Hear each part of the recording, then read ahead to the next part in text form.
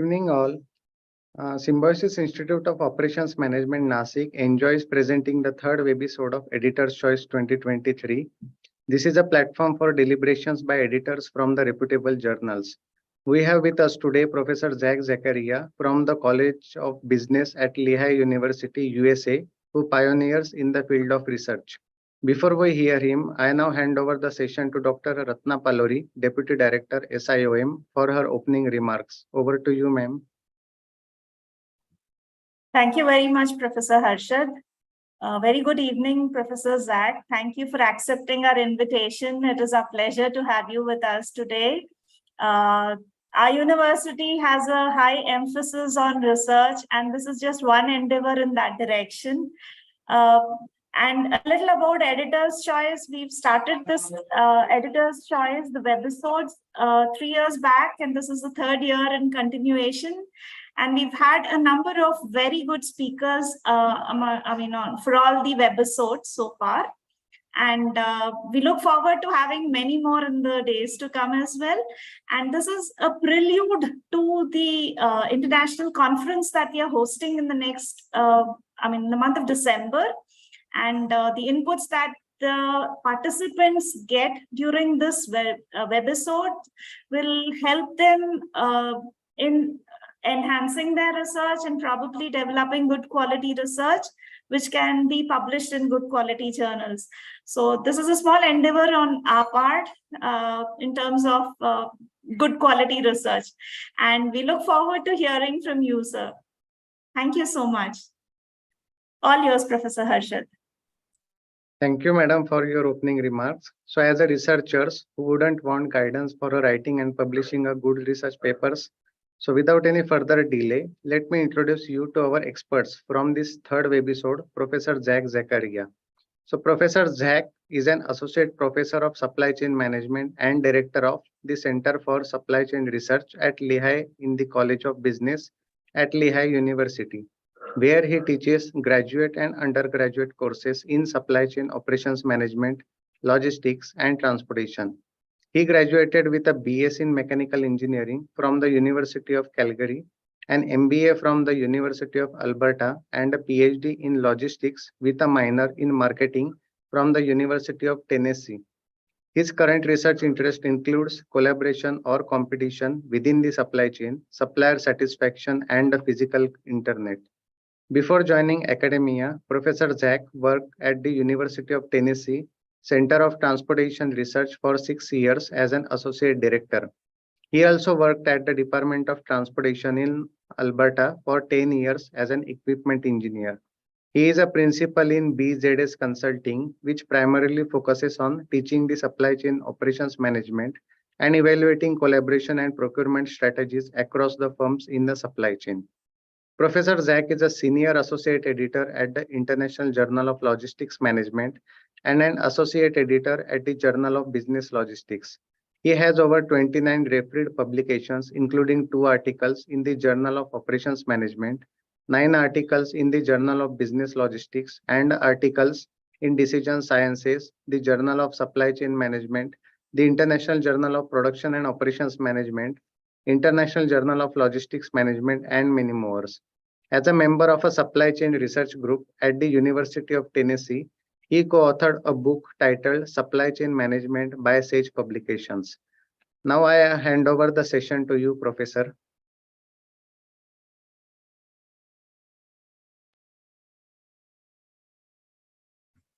Wonderful, wonderful. Thank you so much for such a kind introduction, Professor Sonar and Professor Paluri. Thank you very much for inviting me to speak, to this very special webisode. I appreciate this opportunity.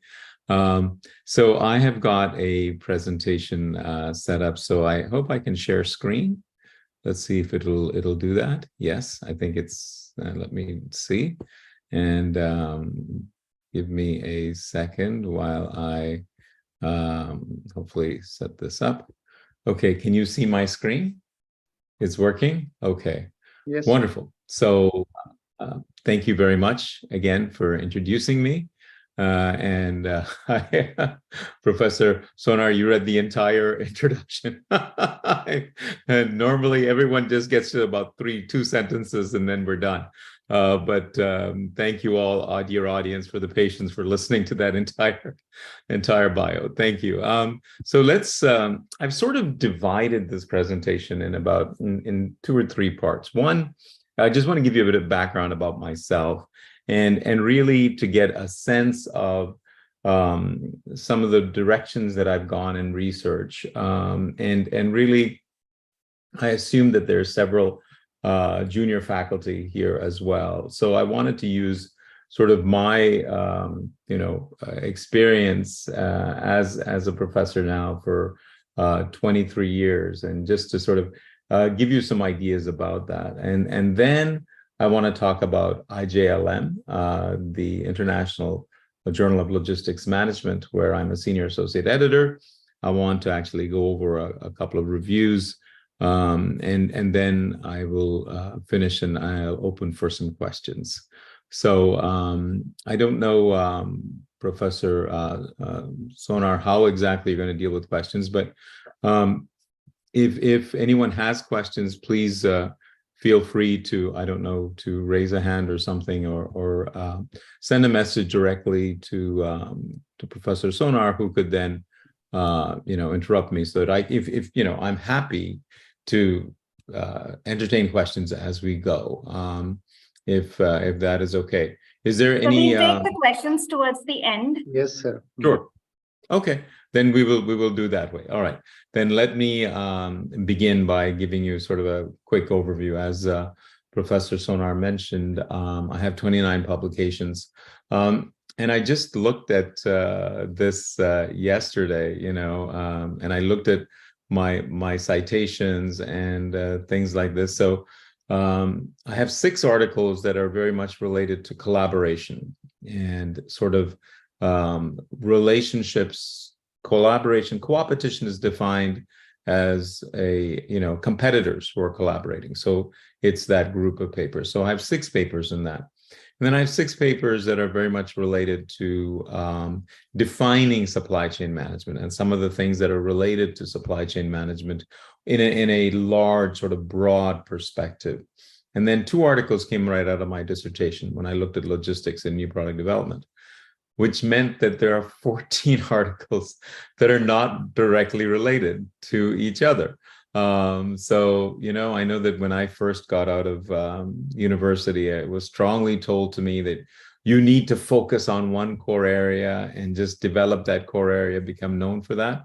And I would like to suggest that there is definitely value in doing that. But I think there's also value in being able to be perceptive for opportunities. So let me go to my next slide. I just downloaded this yesterday. If you go to Google Scholar, it lists sort of when the actual journal article came out, and then how many people have cited it and so on. This is kind of interesting. Now, let me just take a second to talk about the very first article, Defining Supply Chain Management. I was in a class, we were all PhD students to Dr. Tom Menser, and he was brilliant. And he got us to, I think we reviewed over 400 articles. We interviewed, I think, close to 40 business executives. And from there, we developed a particular definition of supply chain management. So, of course, it is my most highly cited paper. It came out in 2001. And I always tell people that, even if you disagree with our definition, you end up citing our definition to explain what is wrong with the definition. So I am still getting citations, out of this. So, obviously 9,000 is an unheard of number. It doesn't really ever really happen. But I was lucky enough to be part of a team, and we worked very hard together to come up with that definition. And so that sort of inflates this, but even every day it seems that somebody cites that paper, so that's kind of interesting. Then what I want to actually focus on is that, and this is I want to compare two specific papers. I want to compare the paper that is called, this one right here, Concentrated Supply Chain Membership and Financial Performance, that got published in 2010. And I want to compare that to another paper that came out, this one, Capabilities that Enhance Outcomes of an Episodic Supply Chain Collaboration. So it's interesting now, after 12, 13 years, this particular journal article has moved up. So let me sort of set the scene. We collected the data for this. We were looking at collaboration. We collected the data in 2004. And I started, actually we finished, and then I guess by 2007, we'd finished collecting data and I started writing the article. In 2010, I was on the second or third round of this particular review. And Journal of Operations Management, as you can imagine, is a consensus A journal. It's a very tough journal to get into. And I was, the third round means you're closer to finishing than getting rejected. And a person from the accounting department said they'd like to meet me for lunch, maybe talk about research ideas. And I blew it off until one of my other senior professors, and I was in the department of, at that time, marketing and supply chain management, said, "Are you kidding? This professor from accounting wants to talk to you. Go meet with him." So I met him, we went for lunch, we started talking about ideas. And he asked me, I have access to some good data. What are some key problems in supply chain management that's really interesting? And we brainstormed, we wrote on chalkboards. I still remember writing some things. And I said, we really don't know whether supply chain management is beneficial, because all the data anecdotally we have, but where is the actual proof? And what I want to say is, and what the message I want to get out of this is that I started that project in 2009 when I was on the third round of this collaboration paper. That paper we finished in 6 months, submitted it, and it got accepted before the paper that I had spent more than 3 years working. So the first lesson I want to sort of share with the junior faculty who are here, we're looking at these kinds of things. Yes, it is important to have a specific area of interest, but if somebody comes to you with an idea or asks your opinion about an idea, take the time to meet with them, because you never know where this ends up. This research paper that I wasn't even really going to pay attention to, just because he was an accounting professor and he wasn't directly interacting with me. I was in a different department.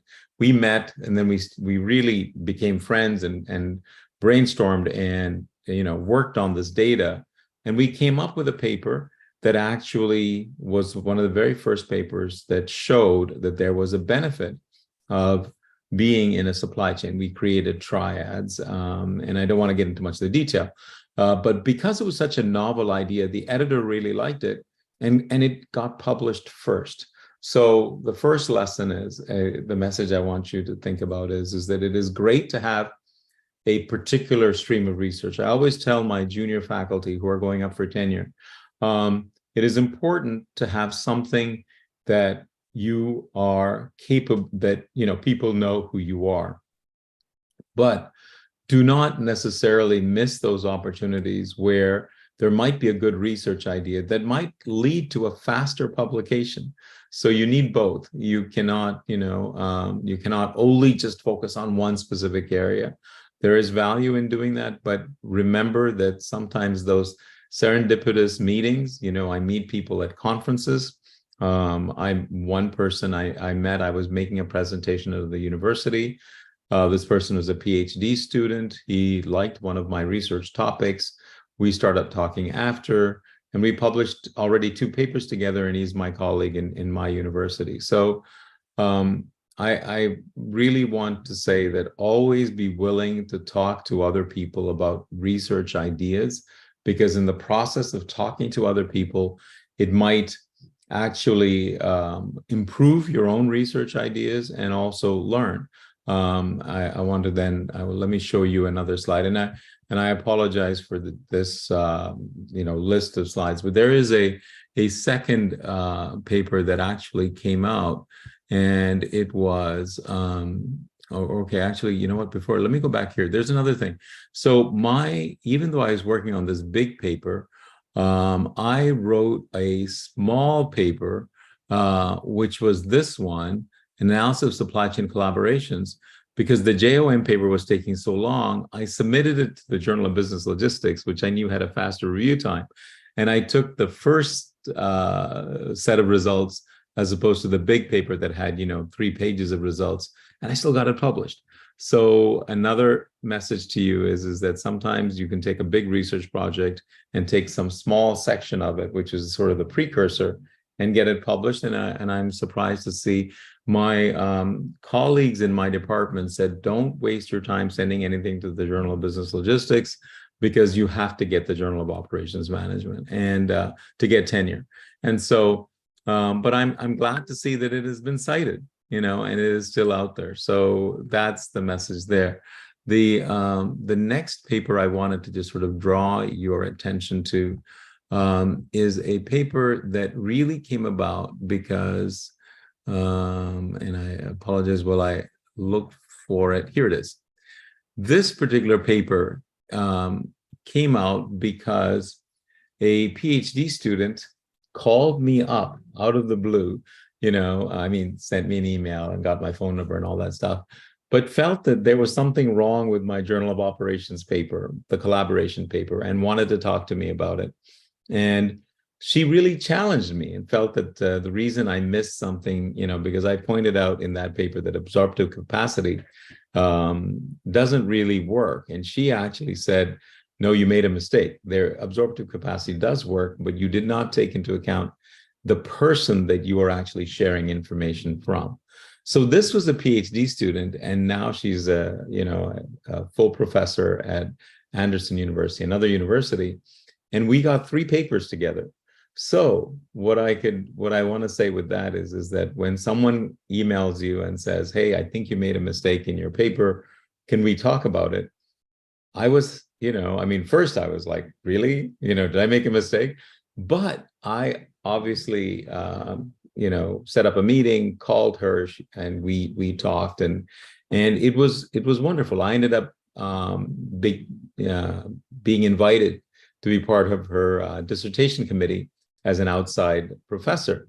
And so there's an example where if there's research that you are particularly interested in and is very much related to your own research, there is no harm in sending an email to that particular professor to set up a time to chat, because it is possible that both people will learn. We have now published 3 papers, Kim Whitehead and I, basically because it started off by her as a PhD student just wanting to talk about my research. So I want to encourage you to be able to think of that. Here, for example, absorptive capacity versus distributive capability. This is her dissertation, and we published this paper as well. So and we're working on some other research projects. So be willing to send that email out to professors that are in your field of research and explain what you're looking for. So there is some value for that. I think I was just, I don't mean to bore you. I just kept on adding more slides on my Google list. What I want to begin here is that I obviously have current research projects, and each one of these things are projects with multiple professors, multiple research teams. And these are the 6 that are most relevant. I have about 10 projects. And I always tell my co-authors that, as a professor that has published a lot, I have junior faculty. I encourage them.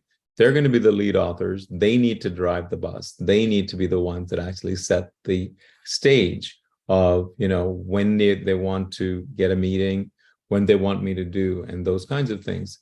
So I guess where I was going with this is that, it is possible to find new topical areas. You don't, have to only focus on your own specific area. I think I was sort of explained that.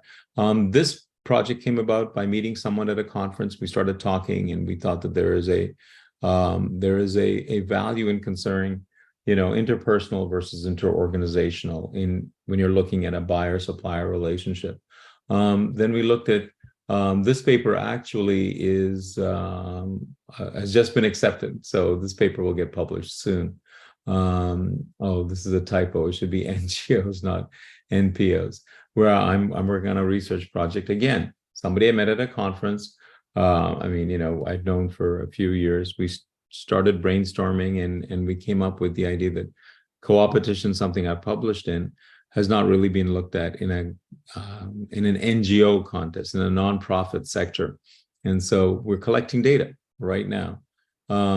This paper, again, through a conference, so we've been collecting data. Actually, we submitted the paper. It was a reject and resubmit at JOM, and so we're collecting new data.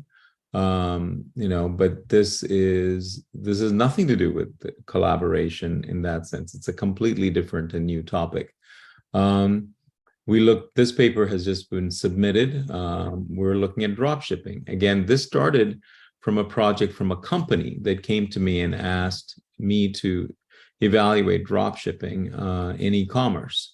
And I'm always happy to help, but I specifically asked that they give me the opportunity to be able to publish research from the data. And they gave me permission. So I provided a report for them, and then they gave me data that I used, which now has just now been submitted to Journal of Operations Management. We're at this point, there was another paper that we have collected data, and I've gone back to co-opetition. So it is possible to go back to your research topics, things that you're good at, but realize that, and I always say, because, and I guess I'm speaking so strongly because when I first joined Texas Christian University as an assistant professor, I did not really talk to anybody. I was just so focused on trying to get my research published, my dissertation research published. And I think I lost about 4 or 5 years because I was just working on my own data, trying to get things published. And it was after that, especially after my experience with the accounting professor, that I am now happy to meet people at conferences and happy to share ideas. And you never know whether a paper comes out of that.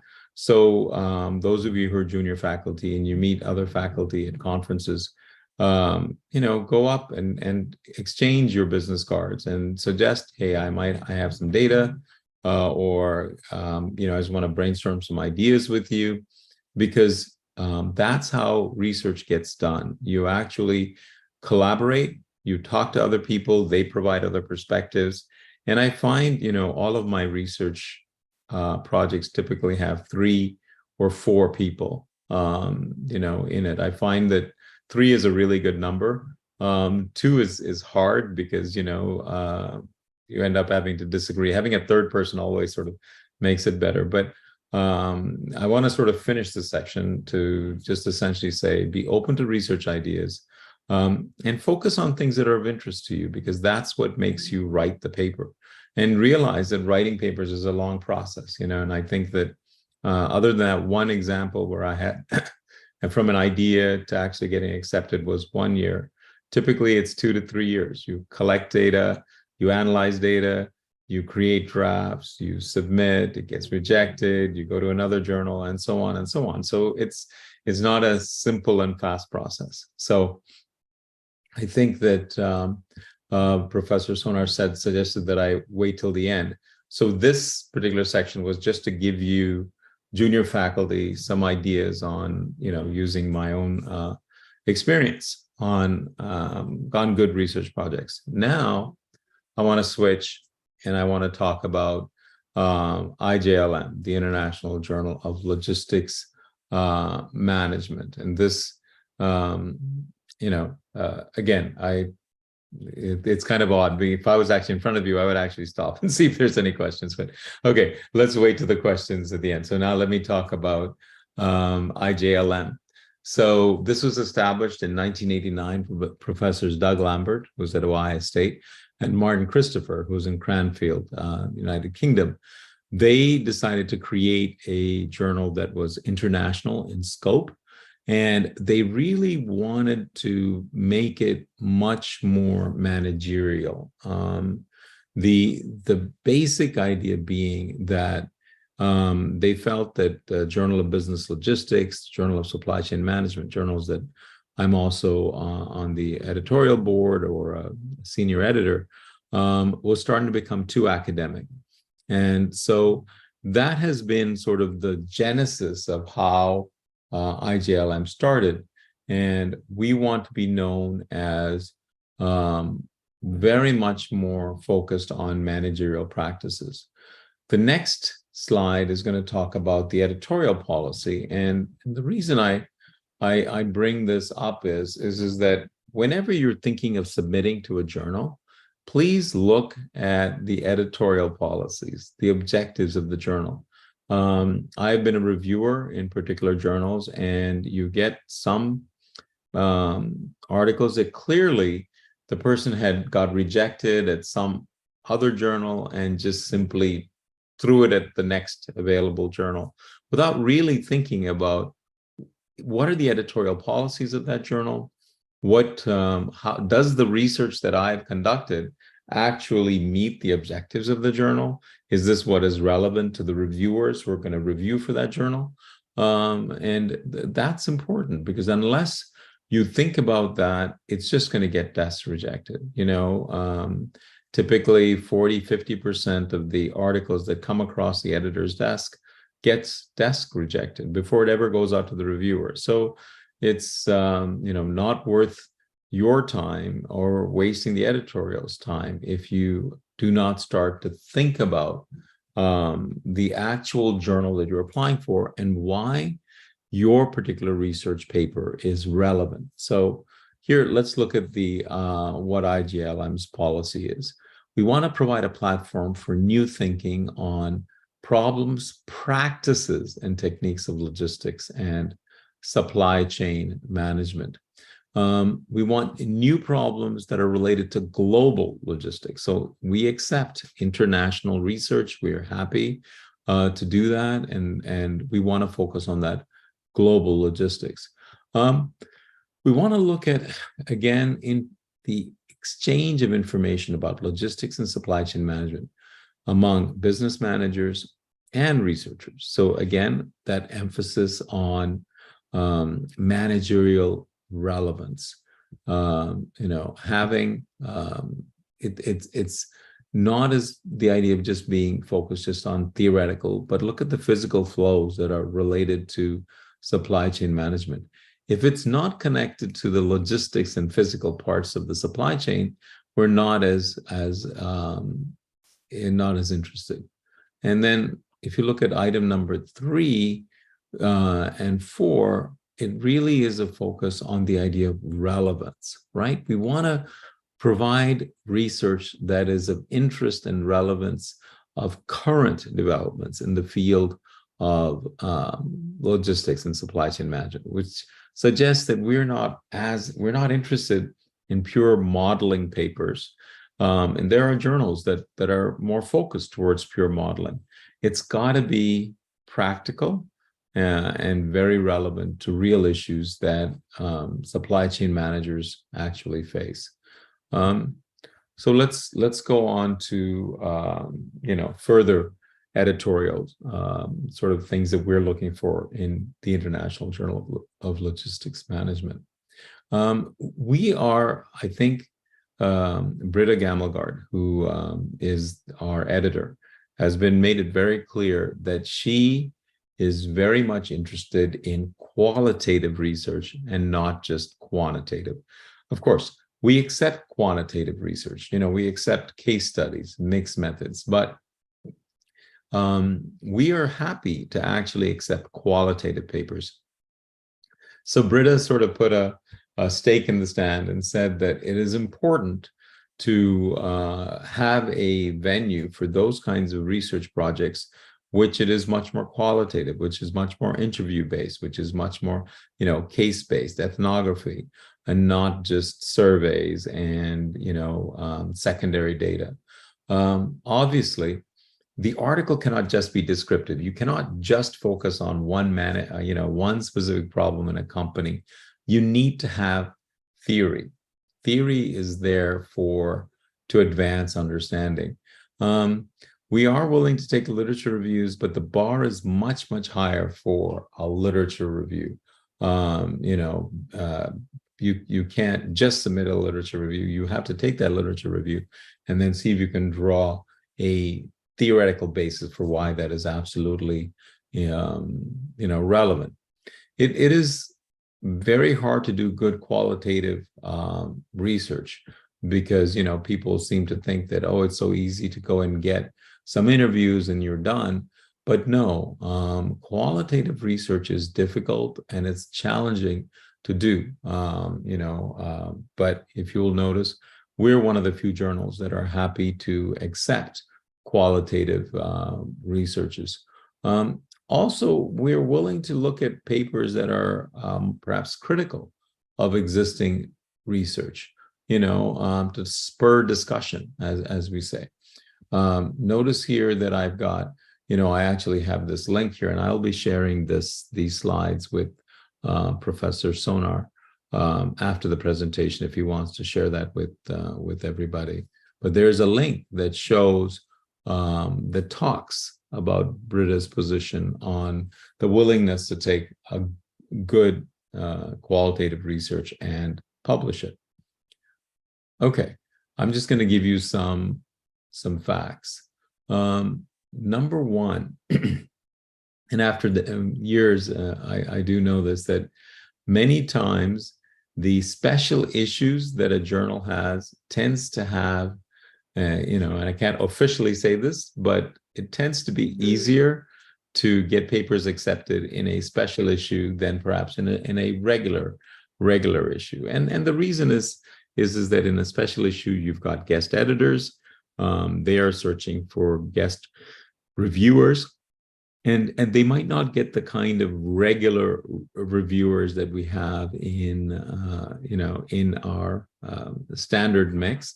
So of course, if you've got an article, a research paper that you is ready for submission, then go ahead and submit it. But if there's any way that you've got a research paper that is much more related to the call for papers, see if you can focus it on the call for papers. So this shows you the top 5 special issues and the number of articles that were actually, downloaded related to those particular issues. So sometimes, we relate to a conference called the European Research Seminar and the International Symposium on Logistics.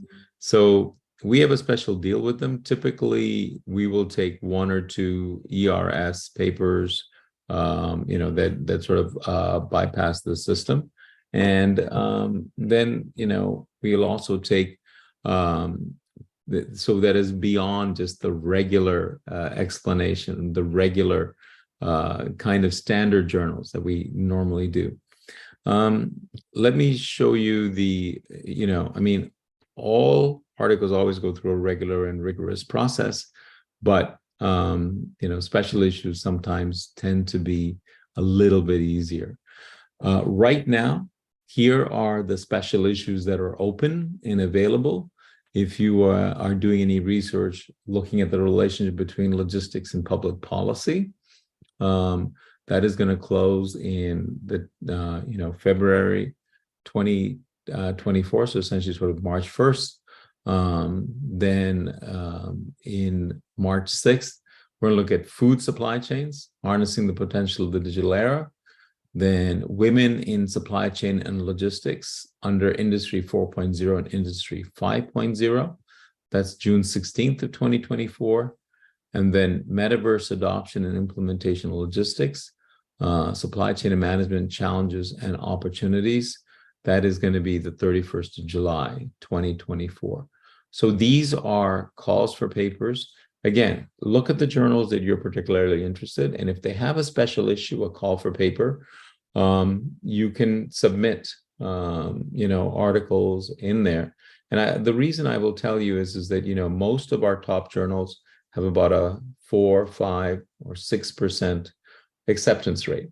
So, if you wanted to maintain a 6% acceptance rate, and a special issue typically publishes 3 or 4 articles, then, you need to have maybe 40 articles to be able to get that. And so we end up being more generous in that we don't get 30 or 40 articles. So the acceptance rates automatically become higher. We can end up with a 10% acceptance rate. So if you only have 30 and you wanted to publish 3 articles for a special issue, then, all of a sudden you've got a 10% acceptance rate. So that is why in most journals, whenever you see a call for paper, and you have research that are somewhat similar, try and target it to the special issue, because the acceptance rates are usually better for special issues, just because you are not going to get that many research papers in these very sort of narrowly defined kind of topics. So if it can at all connect and fit, I would encourage you to actually consider that in any journal. And this, IGLM is not unique in that factor.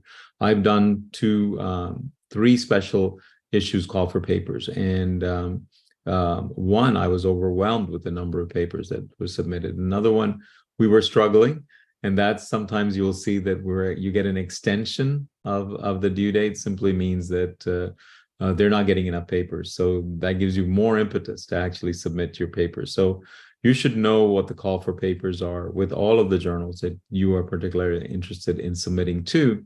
And again, consider submitting for a special issue. What I wanted to show here was that we're looking for the journal citation, and JIF stands for the journal impact factor. And as you can see that, we started much, much lower, and we are going up, went from 3.28 in 2018, 2.29 in 2017, all the way to 5.3 in 2019. And it has steadily been going up. We are both in first quartile in both the international business management and transportation. The number of papers that are being submitted have increased, 350 submitted, and then, we accepted 60. We are now over 400. I think the last time, in 2022, we're over 500 articles that have been submitted. So, again, well, more people are submitting, but we are more willing to take international data and global perspectives. That helps. That helps in making sure that there's a good venue for your research, and we're always looking for good research. So, encourage you to consider submitting to our journal. This one, again, is sort of looking at the same idea. We're trying to suggest that there is, again, an improvement over the years of our impact factor and how we are moving up steadily, in this process. And again, hopefully encouraging you to consider submitting to our journal. This next 2 slides is I wanted to sort of close with this, and that is that this is an example that actually Britta used in a presentation that she made, and it turned out to be my review. She used my comments as an associate editor. So I want to just, I know this looks very detailed, and of course I'm not going to make you read everything here, but I just want to highlight a couple of things. Number one, I wrote this comment to the editor, and I said, look, both reviewers did an excellent job. I like the paper, so I'm going to go with a major revision. And I think the problem is, I'm sorry? can I continue? Oh, okay. I said that I like the paper, but I think that it's trying to do too much. So I'm going to give the authors another chance. And this is something that associate editors have. I had one reviewer that thought this required a major revision, and reviewer 2 that said was rejecting the paper. And as the associate editor, I have to make a decision whether I go with reviewer 1, who liked the paper, reviewer 2. So I actually liked the paper. And once I made that thing, I was trying to figure out how can I actually get this paper published. And so, I have specific suggestions on what to do. And, I think that, again, I just went on with a couple more detailed kind of things. But the reason I wanted to bring that up essentially is that we as editors, are always looking for ways that we could improve the paper and that we could meet, we want the paper to succeed. It's not like, we're basically trying to destroy every paper. We want to provide hints. This paper got published. I'm glad. I mean, we had to go through 2 more revisions than this, but the point is that sometimes you have reviewers who have completely opposite ideas, where one reviewer loves it, one reviewer hates it. Usually I like to have 3 reviewers, but in this case, I only had 2. And when I read the paper, I thought there was value in it. So I encouraged the authors, they fixed the problems, then I got both reviewers to accept the paper, and then we published the paper. So that was sort of a summary of everything. I know I was tried to make it exactly, with 45 minutes. I think we have 15 minutes now for questions. So I will stop there and I will turn it back to Professor Sonar. Yes, sir. So thank you, do you sir, want for me this to wonderful session. Stop share so you can, I see there are some questions. Okay. So we now Or move is on to the question and answers round. I'm sorry. So there is one direct question to me. I have received few questions from the audience. Okay. The first question is that, are there any specific requirements for the revisions or resubmissions after the initial peer review? I don't know if I really understand the question. Can you say that again? Are you? Yes. Are there any specific requirements for the revisions or resubmissions after the initial peer review? So again, okay, so I think I understand it. So basically the idea is that, whatever the reviewer wants, you need to be able to do that, whatever they're asking for, or have a really good case why it's not working. I have another reject and resubmit from a JOM. The editor asked us to collect more research data, so whatever guidelines, whatever the reviewer tells you to do, you pretty well do it. Because remember, 50% gets tests rejected. So you send less than, let's say, approximately 50%, maybe even less, maybe 40% to reviewers. You get the good reviews back. If the reviewer has taken the time to give you feedback, you need to follow through on that feedback. So whatever the reviewers have told you, and then read also what the associate editor has sent, because in some of the journals now, POMS, JOM, they all use the departmental editor, someone who is one step away that reviews all this and gives you feedback. So whatever they say, you need to follow. You cannot, you can disagree with a single reviewer, but usually the department editor and so on, you have to go with what they're asking. Yes. So there is another question.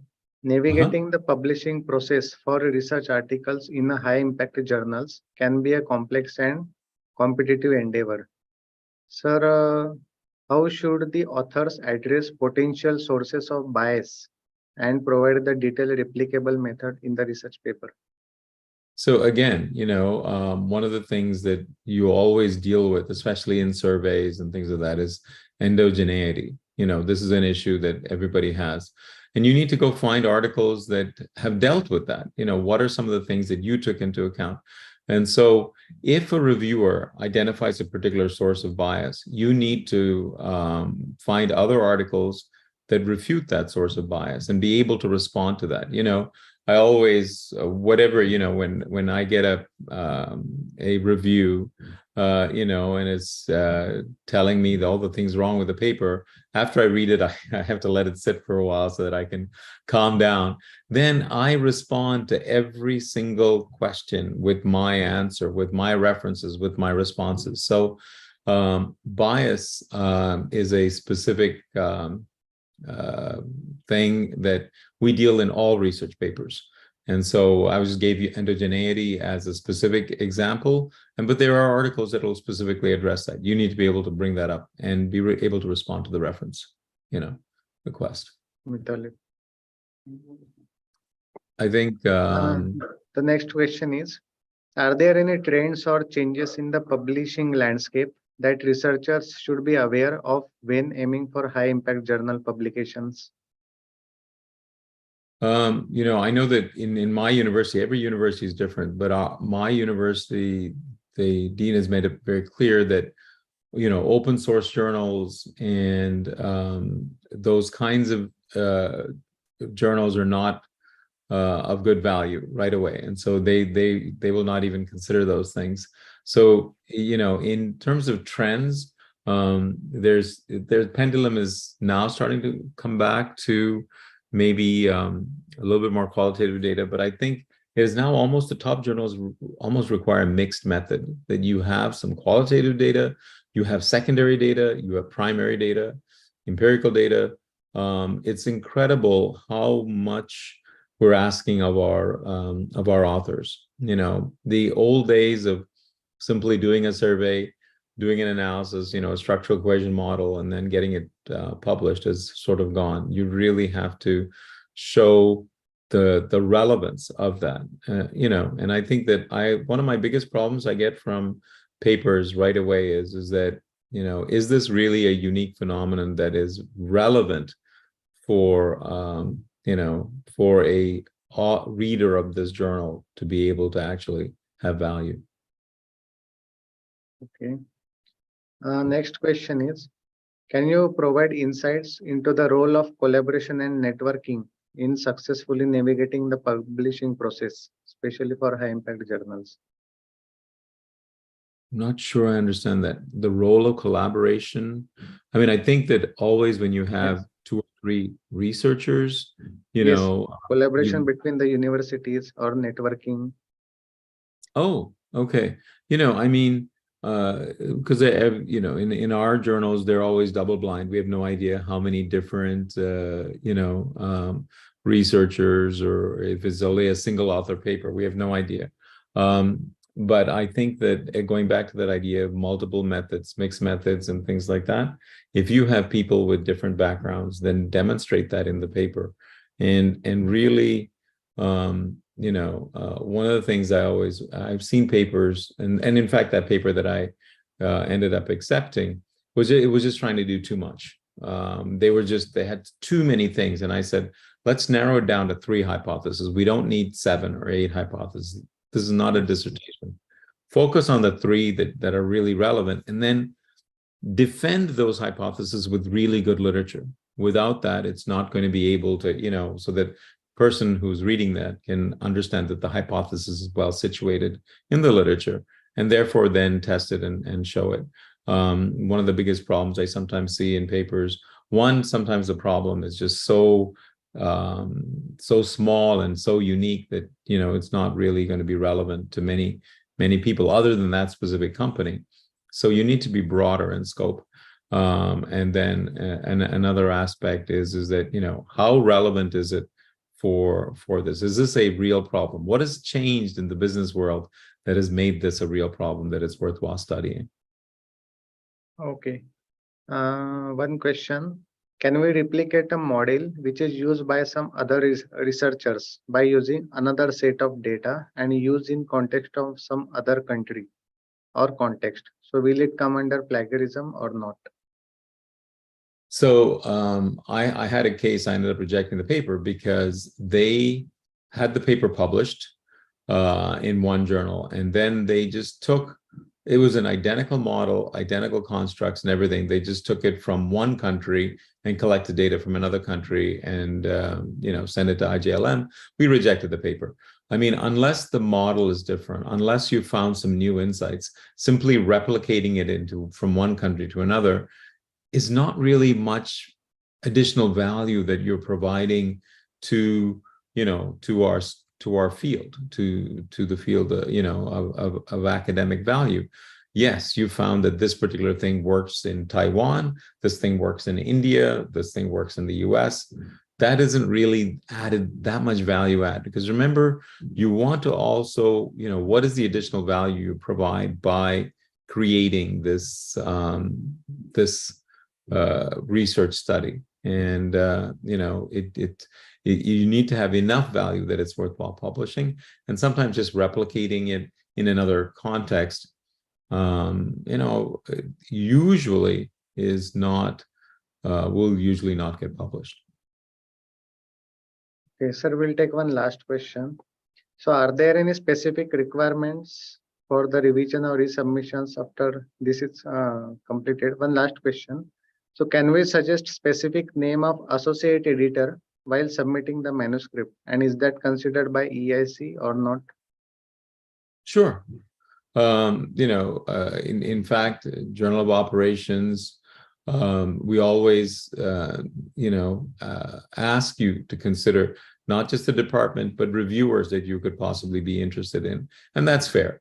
And the editor can or may or may not use those names that is provided. That's up to them. And it's perfectly fine to submit those names, because it might be that particular special issue or that senior editor has a background in that area, so this research will be more relevant to them. Yeah. So, okay. So due to time constraints, we are ending this session now. So we had an overwhelming response to the event from this research fraternity. Now I would like to present a vote of thanks to all. So on behalf of SIOM, I take this opportunity to thank all those who have directly and indirectly contributed to this third webisode of Editor Choice organized by our institute. At the outset, I thank our speaker, Professor Zach. We are really enlightened with your knowledge and presence, sir. So we are thankful to our director, Professor Vandana Sonavne, for her motivation and continuous support to make this webisode come into the reality. Special thanks to the faculty and staff for their support and coordination. Our thanks to all the participants who are connected virtually with this. So before ending today's webisode, I would like to inform you that these webisodes are the part of our upcoming conference ICO SCM 2023. So we would like to invite abstracts or full papers for this conference. The selected papers will be published in the Scopus Index journals. With this, we move to the end of today's webisode. Thank you all. Thank you, Professor Zach, for sparing your valuable time with us and enlightening us on the journey as such. Thank you very much. You're absolutely welcome. Thank you again for inviting me.